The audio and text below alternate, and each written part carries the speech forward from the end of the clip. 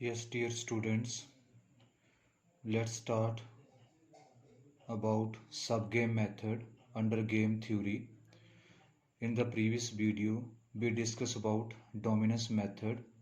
In this video, we want to share subgame method. This method is applied only when if player A is having two strategies and player B is having more than two strategies and vice versa. So, subgame method is applied on this situation when there is no saddle point in case of game theory and the sum cannot be solved with the help of dominance method. In that situation, subgame is very handy tool, and the same statement which we can solve with the help of subgame method, that can be solved with the help of graphic method also. So there are two cases involved in case of subgame method, that is if player is having only two strategies and player B is having more than two strategies, then value of game is always decided by the player who is having more than two strategies. So game हमेशा उस player के point view से देखी जाएगी जो जिसके पास दो से ज़्यादा स्ट्रैटेजी होंगे। बी मिनिमाइजिंग प्लेयर होता है, लूजिंग प्लेयर होता है, तो उस केस में हम मिनिमम वैल्यूज देखेंगे जो लीस्ट वैल्यू की, that is the value of game. So इस तरीके के आपके पास ऑप्शन होंगे, player is having only two strategies, player भी is having more than two strategies. So आपके दो रोज नंबर ऑफ कॉलम्स होंगे, इस तरीके का आपके पास मैट्रिक्स आएगा। बट आपको ये ध्यान में रखना ज़रूरी है, अगर आपके पास मोर देन 5 6 7 ऑप्शंस हों देन आपकी जो कंप्यूटेशन वर्क है बहुत ज़्यादा इंक्रीज हो जाएगा, वो लेंथी हो जाता है। Then moving further, in the next we are going to discuss about various steps involved in subgame method. First, you have to reduce the main sum into smaller subgame of 2 into 2 matrix. उसके बाद आप क्या करोगे, taking each game one by one and find the saddle point of each game if exist. अगर saddle point exist नहीं करता तो आप उसको odd method से solve करोगे। Then select the best game from the point of view of the player who is having more than two strategies.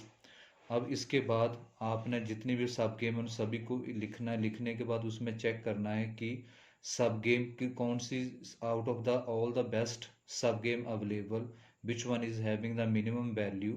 So that is the case in this case we can do the things minimum subgame is there. In case 2, reverse, if player is having more than two strategies and player B is having only two strategies, so that is number of rows are more than 2 but columns only 2, then value of game is available maximum of sub game. तो अब आप maximum sub game को find out करोगे। Now let's we understand the first case with the help of this example. So player is having only two strategies, 1 8 3 5 11 2, player B is having three options. So पहले हम सबसे पहले क्या करेंगे, check the saddle point for the for sub game total sum is given. If saddle there is no saddle point, now what we do, we apply sub game method to solve the problem. तो क्या करेंगे, हम combination बनाएंगे, 1 के साथ का 2 एक game बन गई, 1 2 3 दूसरी बन गई, फिर सेकंड 2 3। अब जैसे सिंपल चीज़ है, ए बी सी है, तो ए से बी एक गेम, ए से सी दूसरी, बी से सी तीसरी, ऐसे आप सब गेम क्रिएट करोगे। सो अंडर सब गेम 1 के आपने लिख लिया, प्लेयर के पास दो स्ट्रेटजीज होंगी, प्लेयर 2 की हमने पहला कॉलम और दूसरा कॉलम लिया, उनको लिखा।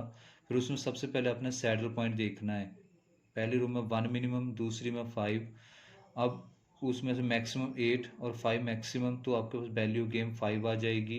मूविंग फर्दर, अब सब गेम हमारे पास दूसरी है, तो उसमें क्या हो जाएगा, प्लेयर ए की दो स्ट्रेटजी 1 एंड 2 ऑप्शन, प्लेयर 2 की पास सेकंड गेम में क्या आ जाएगा, पहली स्ट्रेटजी और उसका थर्ड कॉलम, उसको पिक किया, इसको सैडल पॉइंट निकाल के देखा बट सैडल पॉइंट एग्जिस्ट नहीं कर रहा है, तो अब हम ओड मेथड लगाएंगे। ओड मेथड लगाने के बाद हमने ओड फाइंड आउट किए, 6 10 9 7 16 आ गया। अब हम क्या करेंगे, 1 को 6 से मल्टीप्लाई करेंगे, B1 है 8, तो 8 को हम 10 से मल्टीप्लाई करेंगे, हमारे पास जो वैल्यू आ जाएगी ये हम गेम लिख लेंगे 1 इंटू 6 और 8 इंटू 10 डिवाइडेड बाई 6/10 ओड्स आ गए 43 point divided by 8, so value of game हमारे पास आ गई 5.37। अब इसी तरीके से हम सब गेम 3 फाइंड आउट करेंगे। सब गेम 3 में क्या, प्लेयर ए के पास 2 स्ट्रेटजीज हैं। सिमिलरली प्लेयर बी के पास सेकंड ऑप्शन को थर्ड कॉलम लिया, सैडल पॉइंट देखा नहीं एग्जिस्ट करता है, अप्लाई किया odd method. Odd method apply करने के बाद हमारे पास जो वैल्यू ऑफ गेम आएगी that's we can understand that is 4.45।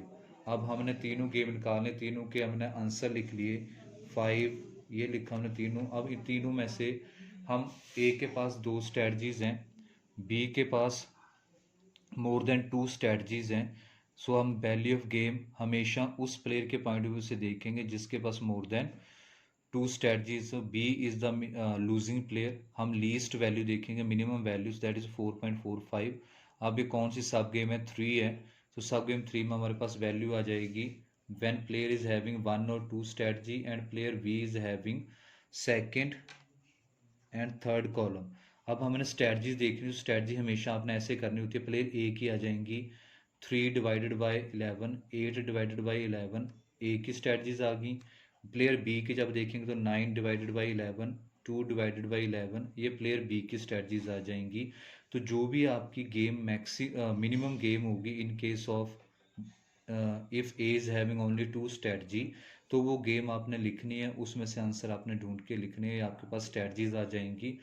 Then reverse the case, अगर दूसरा केस हमारे पास आ जाए तो हम क्या करेंगे उस केस में। अब देखो इस स्टेटमेंट से आपको क्लियर होगा, प्लेयर ए के पास मोर देन 2 स्ट्रेटजीज हैं, प्लेयर बी के पास मोर देन ओनली 2 स्ट्रेटजीज हैं, तो जो वैल्यू ऑफ गेम क्या होगी, अब maximising player is having more option, so जो मैक्सिमाइजिंग प्लेयर है इसके पास ज़्यादा ऑप्शन है और मिनिमाइजिंग प्लेयर के पास ओनली 2 ऑप्शन है। तो अब गेम उल्टी हो जाएगी, सेम स्टेटमेंट जो हमने पहले सॉल्व की उसको अगेन सॉल्व करके देखेंगे, तो आपको जो वैल्यू ऑफ गेम आएगी आंसर आएगा दैट इज़ मैक्सिमम वैल्यू। जो मैक्सिमम है उसको आप देखोगे, तो इसको अगेन स्टेटमेंट करा, पहले हमने सैडल पॉइंट देखा, कोई सैडल पॉइंट एग्जिस्ट नहीं करा, फिर हमने सब गेम बनाई है। अब इसके पास 2 स्ट्रेटजीज हैं, तो पहले ये गेम आ गई एक, फिर फर्स्ट एंड 3, फिर सेकंड एंड थर्ड, ये 3 गेम आप बन गई, आपने सॉल्व किए, पहले में आपके पास 3 आ गया। सिमिलरली आपने सेकंड गेम निकाली, उसी तरीके से जैसे आपने पहले सॉल्व किया था, आंसर आपके पास ये आ गया, सैडल पॉइंट नहीं एग्जिस्ट करता है। सिमिलरली आपने सब गेम 3 सॉल्व की, इसमें सैडल पॉइंट देखा नहीं एग्जिस्ट करता है, ओड मेथड अप्लाई किया, ओड मेथड अप्लाई करने के बाद आपके पास आंसर ये बच गया। अब आप क्या करोगे, इन सभी आंसर्स को आप नोट करोगे, नोट करने के बाद आप देखोगे player A is the maximising player, तो मैक्सिमम वैल्यू कौन सी है, that is the maximum value sub game 2। अब सब गेम 2 में क्या है, प्लेयर ए की आप स्ट्रेटजी देखोगे, तो सब गेम 2 को आप लिखोगे, उसके बाद आपका वैल्यू ऑफ गेम ये आंसर आ जाएगा। तो इसी तरीके से आप स्ट्रेटजीज फाइंड आउट करोगे।